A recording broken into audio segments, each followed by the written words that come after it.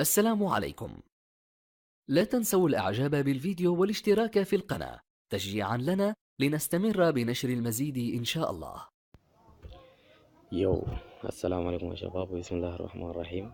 ده تاني شرح في يوم واحد عشان خاطر عيونكم انتو. طيب شرح ده اختبار هيكون عن أداة تحديد المواقع. يعني انت عندك الاي بي بتاع الشخص تحدد موقعه طوالي. طيب بسم الله نبدأ في الشرح. طيب عندك الابديت وابجرادي مهمات قلنا لكم لازم تسوين كل ما تدخل برنامج ترمكس. طيب طبعا الأوامر كلها بتلقاها في شنو؟ description. طيب الأمر الثاني apt install get. تمام، مثبت أنا أساسا عندي يا شباب، مثبت جاهزة. طيب apt install بايثون. طيب قوم مثبت أنا عندي جاهزة.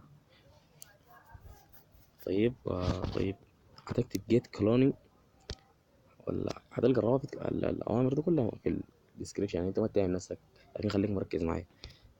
طيب الأمر ده برضه بتلقى في الديسكريبشن. جو أساسا أنا مثبتها.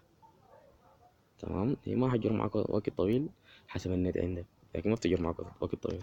ls cd ib. تمام، انا كده داخل شنو؟ ملف ده ls صار ملفات. طيب في امر دقيقة نجيب. طيب الامر شوموت مسافة زائد تكست مسافة علامة النجمة. اوكي كده تم تفعيل كل الادوات. في الامر ده برضه تلقى في الديسكريبشن تيب انستال زي ما شايفين التكست. تمام كده جارسي تم التثبيت اساسا مثبتين دان. طيب ls صار تاني ملفات.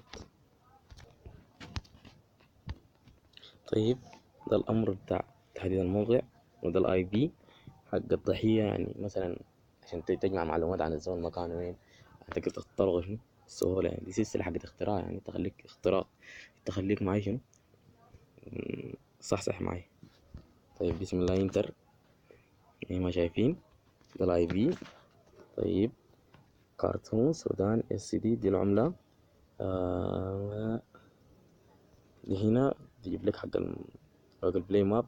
يعني الكلام واضح يا جماعة، بس دي كده محدد لي وجايب لي الاي بي تبعه ومكانه وين والعملة اللي شغال بها، و يعني الحاجة واضحة. تمام. طيب دي كده نهاية الفيديو يا جماعة، وكل الأوامر دي بتلقوها هنا في الديسكريبشن. وما تنسوا ضغط على زر اللايك عشان نواصل معاكم في الحياة السامحة دي، وما تنسوا الاشتراك في القناة. ولو أي زول عنده استفسار أو حاجة زي دي تعليق تحت، ما تخجل عادي. ومع السلامة، أشوفكم في الفيديو الجاي.